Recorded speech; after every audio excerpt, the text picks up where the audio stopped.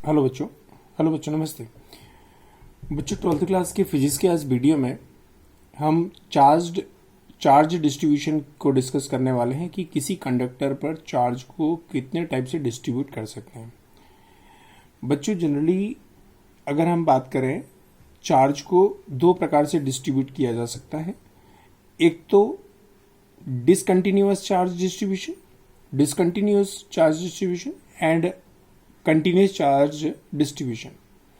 बच्चों, discontinue charge distribution में क्या होगा, कोई चार्ज कंडक्टर होगा जिसके हर पॉइंट पर चार्ज डेंसिटी की वैल्यू क्या होगी, डिफरेंट होगी।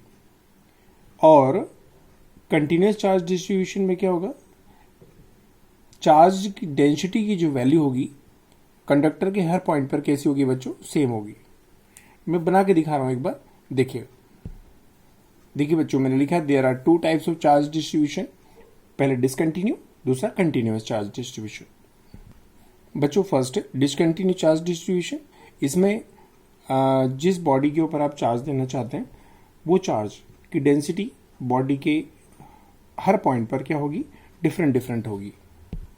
देखिए बच्चों, ये एक चार्ज बॉडी है, लेकिन इसके ऊपर यहाँ चार्ज डेंसिटी ज़्यादा दिख रही है, यहाँ पर चार्ज डेंसिटी कम, यहाँ चार्ज डेंसिटी ज़्यादा है, मतलब चार्ज डिस्ट्रीब्यूशन इक्वल नहीं है, इसीलिए इसे कहते हैं डिसकंटिन्यूअस चार्ज डिस्ट्रीब्यूशन। अब बच्चों नेक्स्ट की बात करते हैं अपन, कंटिन्यूअस चार्ज डिस्ट्रीब्यूशन। बच्चों मैंने लिखा है कंटिन्यूअस चार्ज डिस्ट्रीब्यूशन। इस डिस्ट्रीब्यूशन में बच्चों क्या होने वाला है कि बॉडी के हर पॉइंट पे चार्ज डेंसिटी की वैल्यू कैसी होगी, सेम होगी।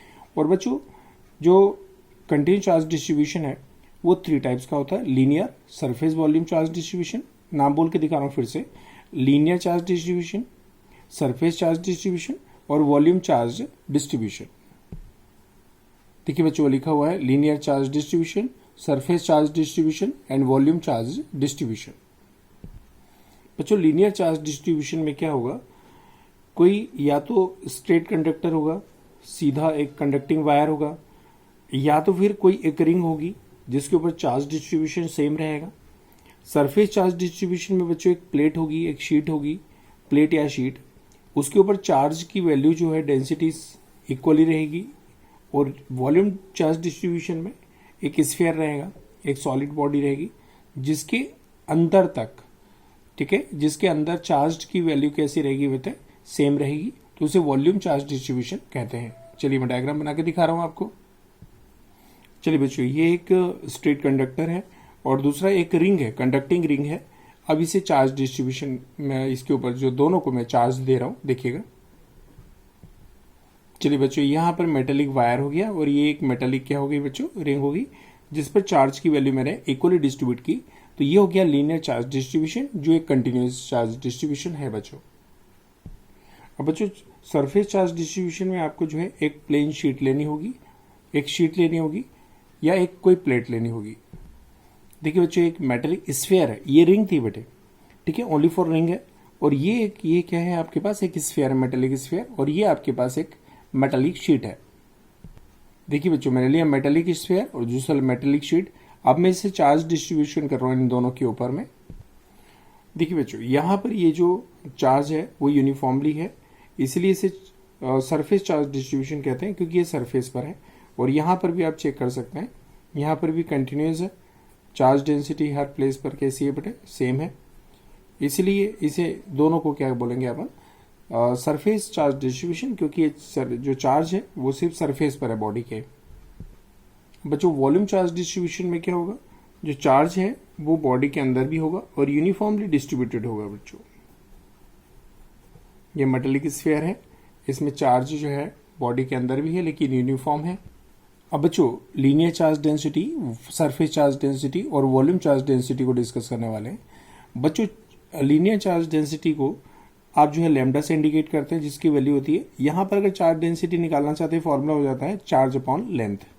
यहां पर जो चार्ज डेंसिटी निकालना चाहते हैं, सरफेस चार्ज डेंसिटी, तो उसका फॉर्मूला होता है बच्चों चार्ज अपॉन में एरिया।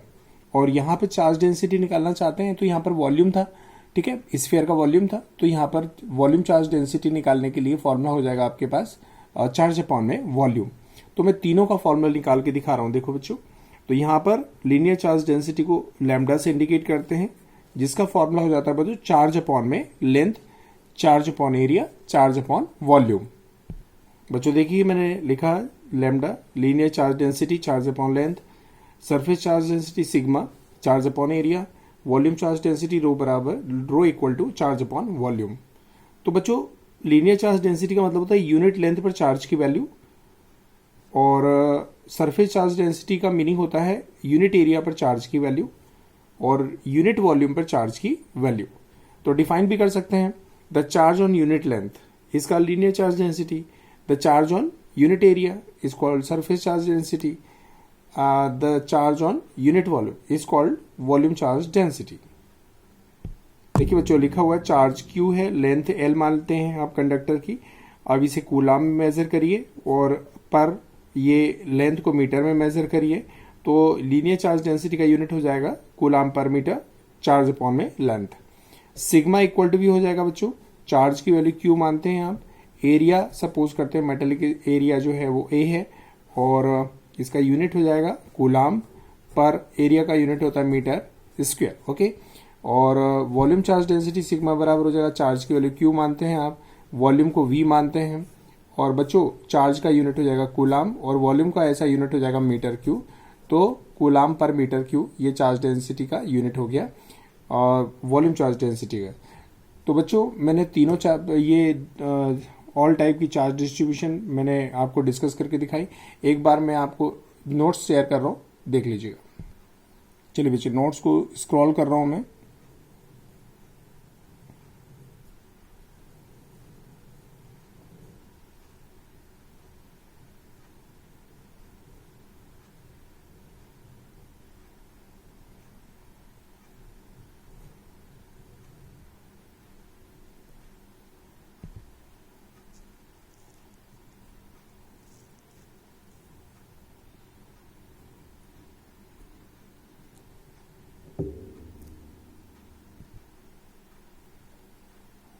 और बच्चों मैं आपके सामने ओरिजिनल नोट्स भी शेयर कर रहा हूं,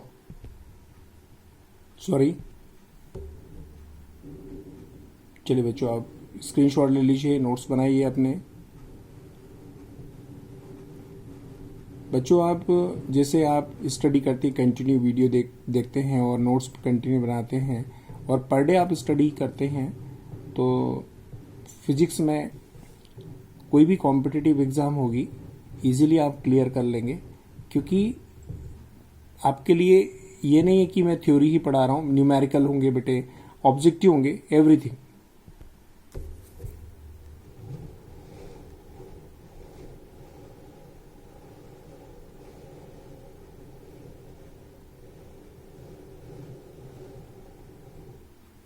थ्योरी के साथ साथ बच्चों आप न्यूमेरिकल भी लेते चलिए। जैसे ही ये चैप्टर फिनिश होगा बच्चों, थ्योरी जब भी फिनिश हो जाएगी तो आपको क्या देखना पड़ेगा, न्यूमेरिकल डेरिवेशन और के सारे न्यूमेरिकल, और इसके बाद में प्लस ऑब्जेक्टिव कॉम्पिटिटिव लेवल के। तो बच्चों फिजिक्स के इस वीडियो में इतना ही। Thank you so much, thanks a lot.